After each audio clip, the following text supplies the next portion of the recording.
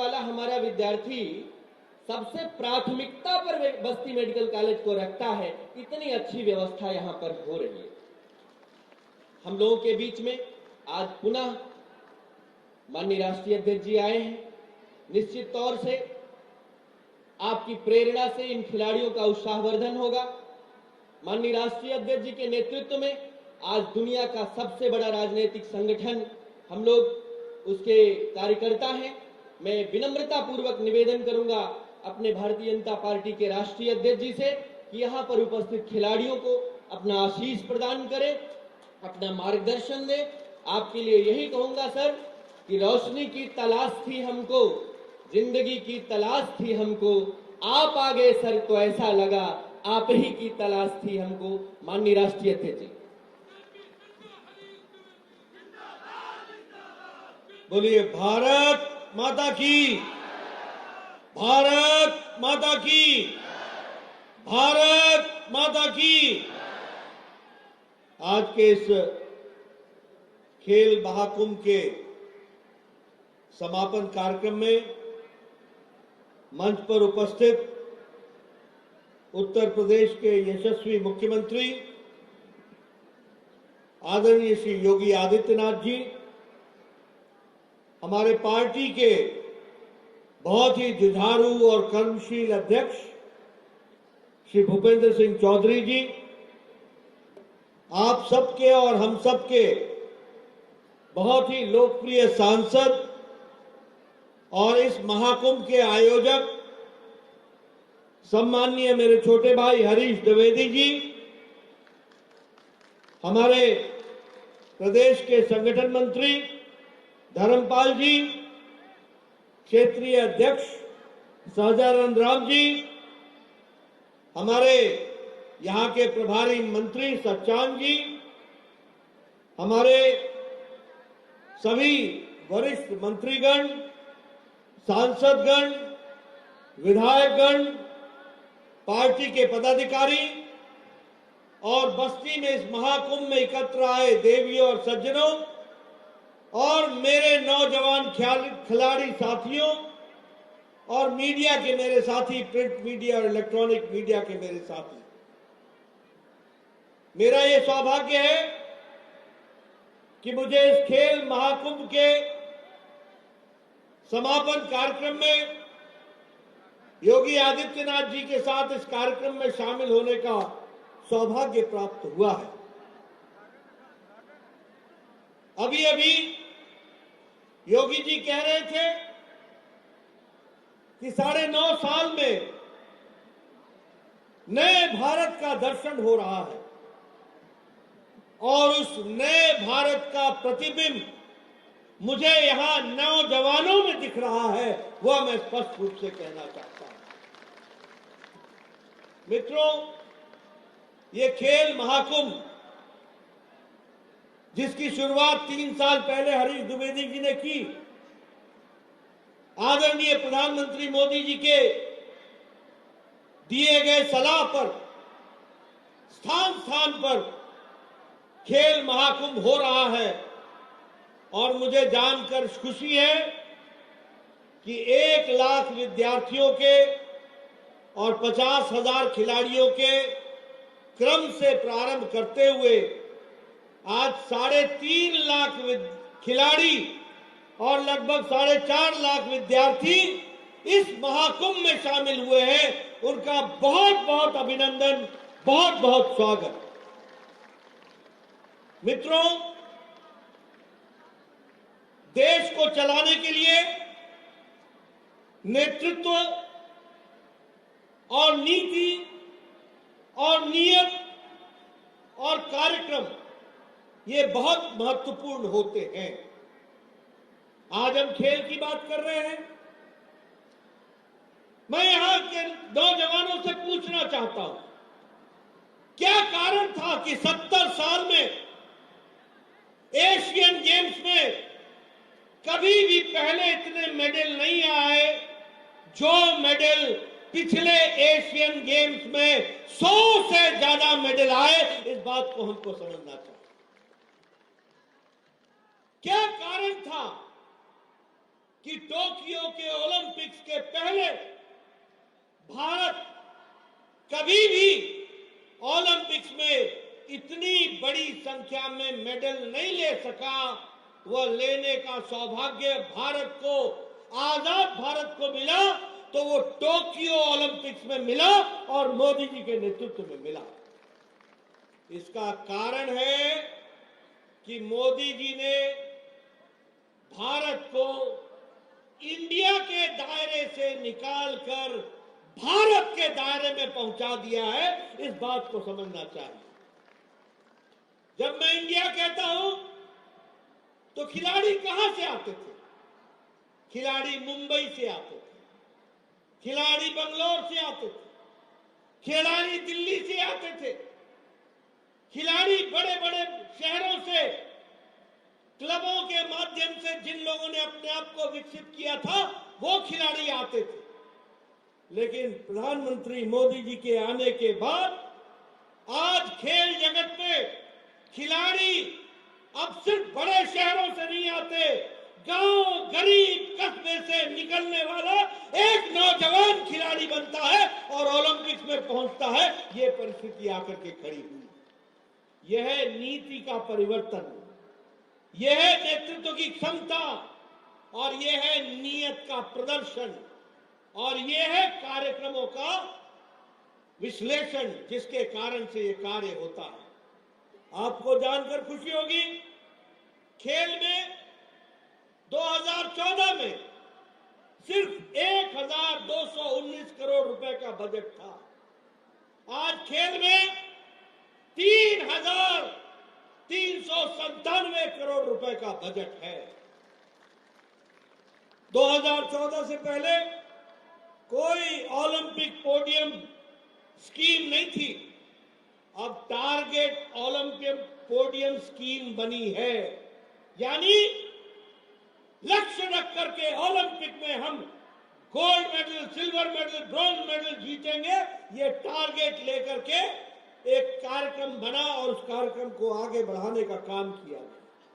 और उसमें आपको मालूम है कि आज हमारे खिलाड़ियों की, यहां खड़े हुए हमारे जो नौजवान हैं, आज भारत की नीति के कारण अब इनकी फॉरेन ट्रेनिंग की व्यवस्था की गई है। विदेश में भी जाकर के इनकी ट्रेनिंग हो, इसकी व्यवस्था की गई है। इसके साथ साथ जो दुनिया के वर्ल्ड स्टैंडर्ड के खेलों के उपकरण हैं, वह भारत आज खिलाड़ियों को मुहैया करा रहा है। इसके साथ साथ प्रति महीने खिलाड़ियों को स्टाइपेंड के रूप में भारत सरकार 50,000 रुपए प्रति महीना दे रही है, जो ओलंपिक की तैयारी कर रहे हैं।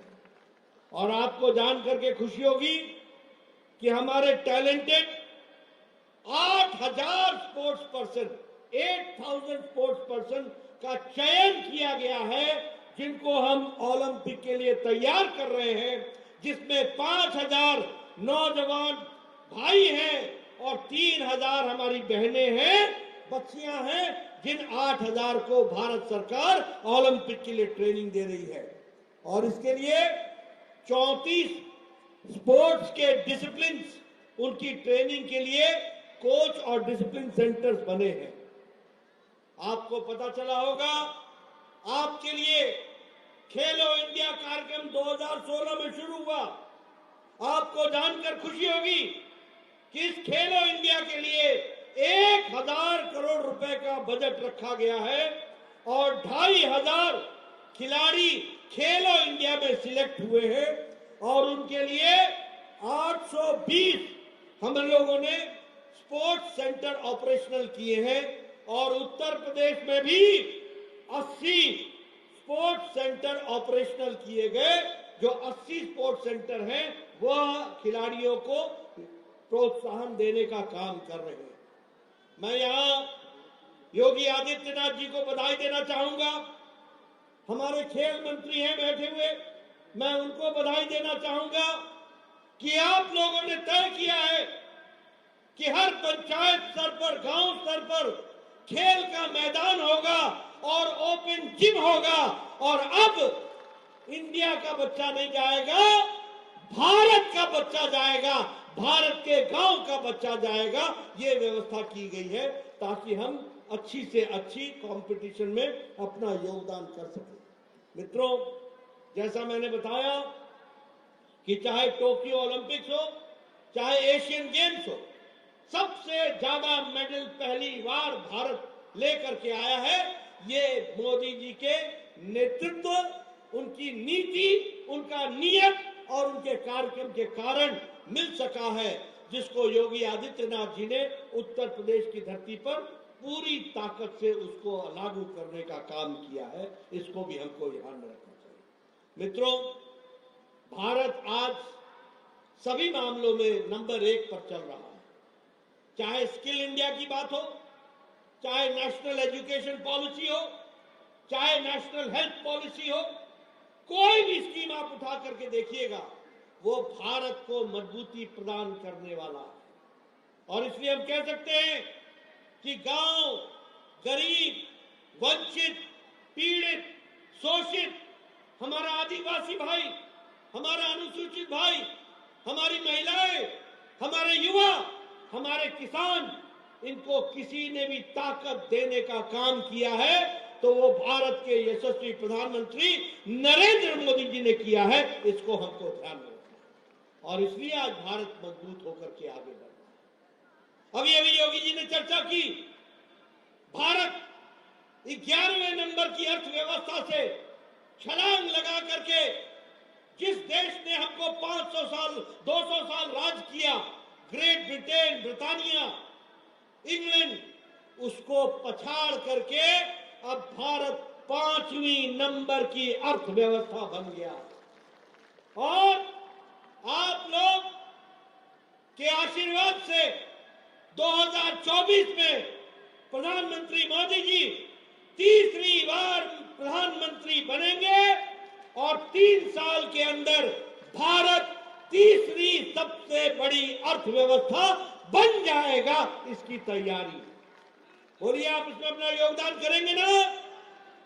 बोलिए करेंगे ना? तीसरी अर्थव्यवस्था बनना है ना?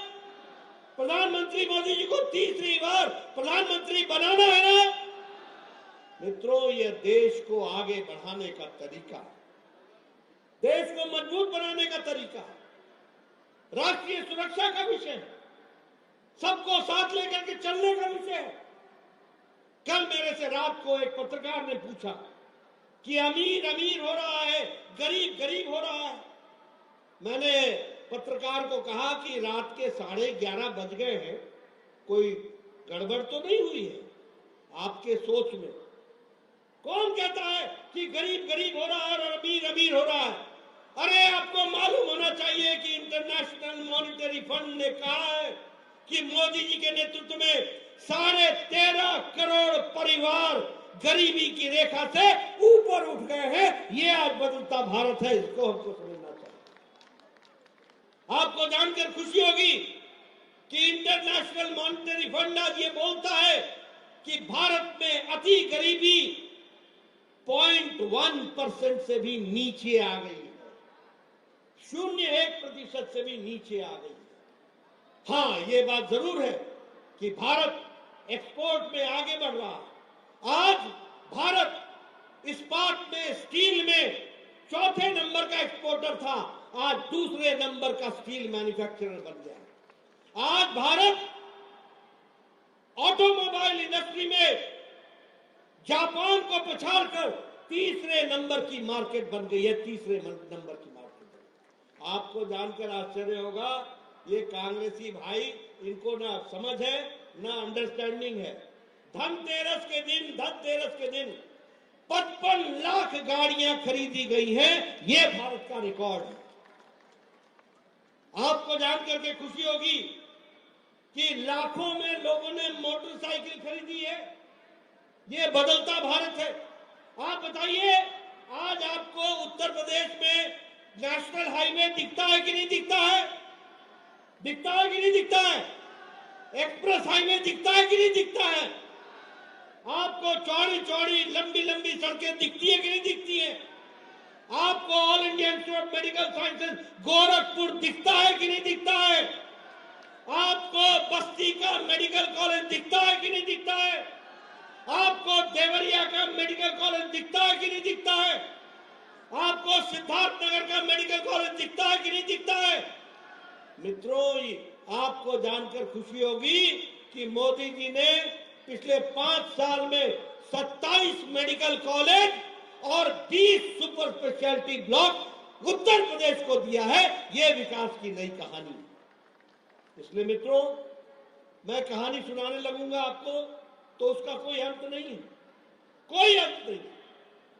आप बताइए, 138% भारत की दवाई का एक्सपोर्ट बढ़ गया, 138%। दुनिया की डिस्पेंसरी भारत बन गई है। सबसे सस्ती और सबसे कारगर दवाई अब भारत बना रहा है। पेट्रोकेमिकल्स में हम 106% हमारा एक्सपोर्ट बढ़ गया, 106% बढ़ गया। ये देश की बदलती हुई तस्वीर है। आज भारत अब विदेशों से डिफेंस के सामान नहीं मंगवा रहा, आज भारत खुद अपना प्रोड्यूस कर रहा है।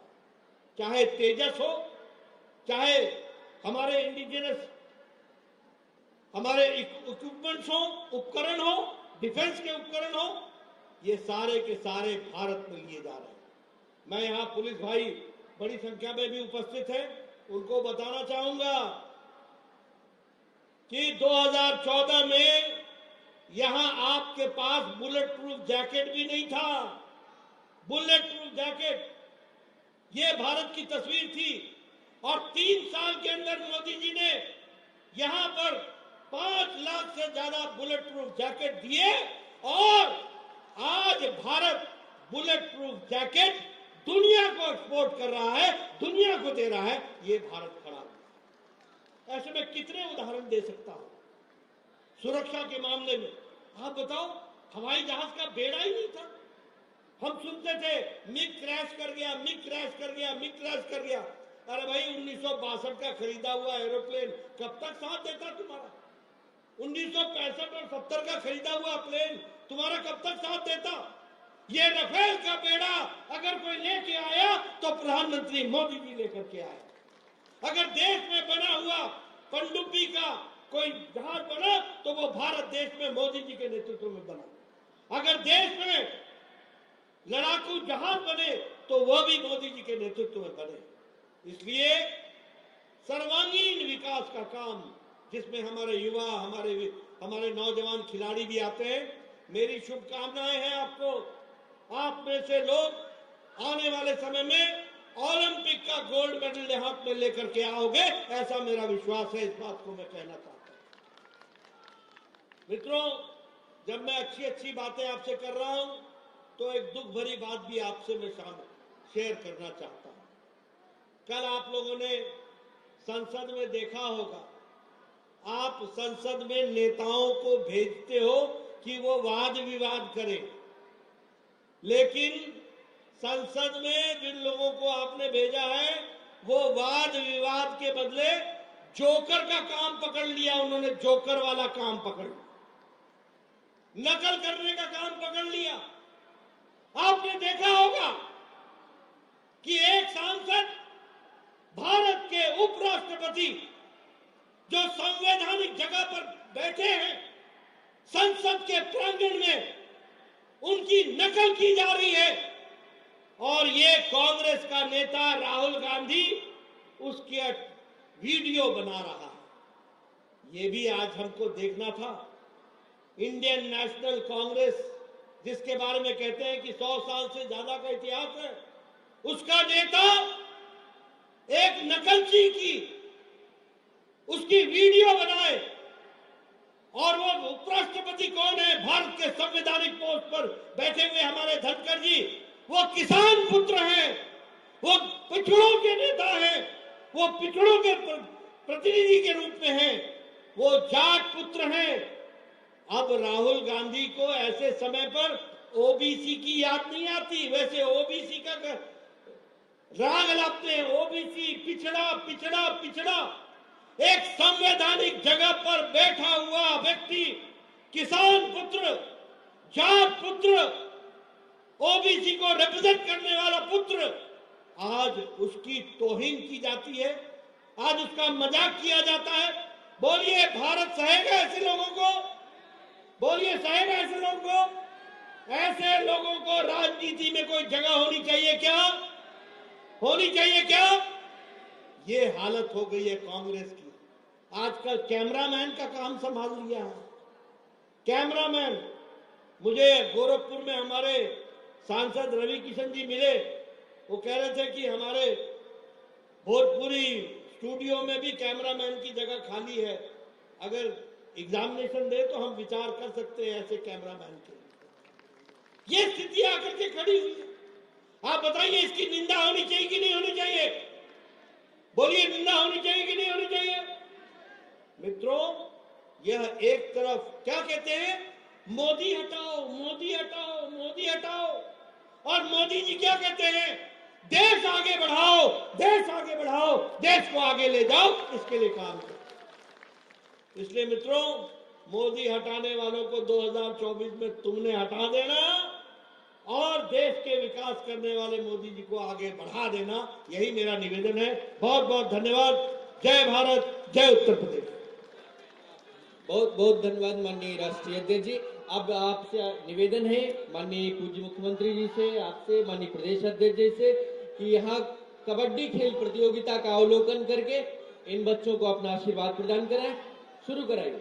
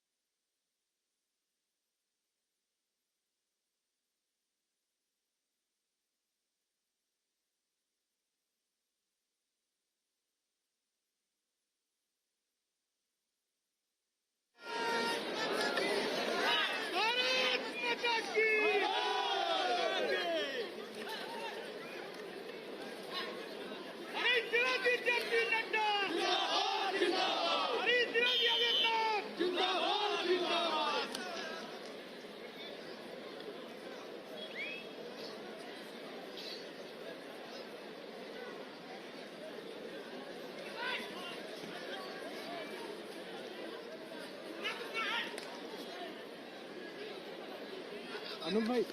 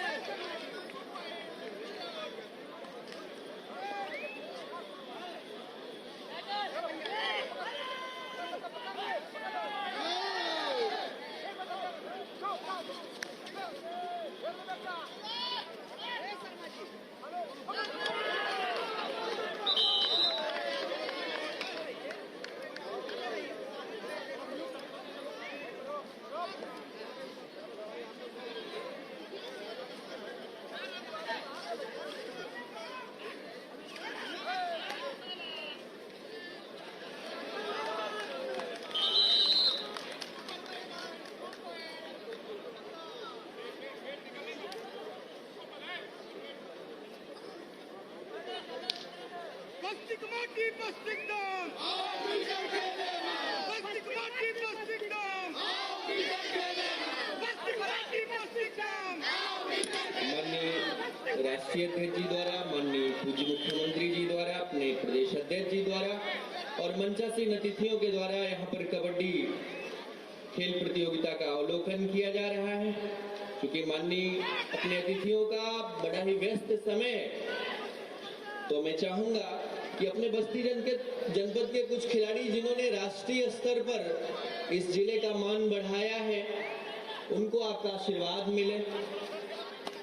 बैलून को नीचे मत करिए, वहां अपने व्यवस्था के लोग देखें, बैलून को ठीक रखें। राष्ट्रीय स्तर पर जिन्होंने बस्ती जनपद का मान बढ़ाया है, मैं उन खिलाड़ियों को आमंत्रित करूंगा और साथ ही अपने राष्ट्रीय अध्यक्ष जी और पूज्य मुख्यमंत्री जी तथा प्रदेश अध्यक्ष जी से आग्रह करूंगा कि इनको खेल की किट वस्त्र प्रदान करके इनको अपना आशीर्वाद प्रदान करें। भरत कुमार जी जो कि रौता पार ब्लॉक रोड गांधीनगर के हैं और राष्ट्रीय स्तर के खिलाड़ी हैं, कृपया आप मंच पर आए। भरत कुमार जी। इसके बाद वाल्टरगंज ग्राम पेढ़रा के सुरजीत जी। इसके बाद गोपाल वर्मा जी।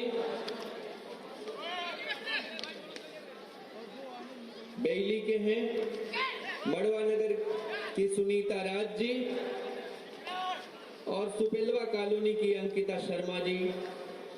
आज माननीय राष्ट्रीय अध्यक्ष जी, पूज्य मुख्यमंत्री जी अपने प्रदेश अध्यक्ष जी से आशीर्वाद प्राप्त करते हैं।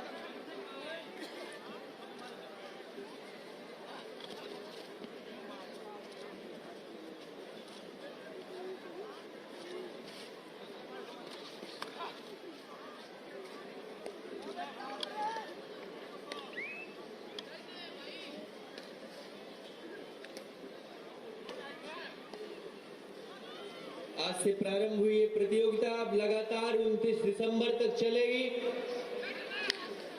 जो भी व्यवस्था में लोग लगे हुए हैं, ये सुनिश्चित कर लेंगे कि यहाँ से हर खिलाड़ी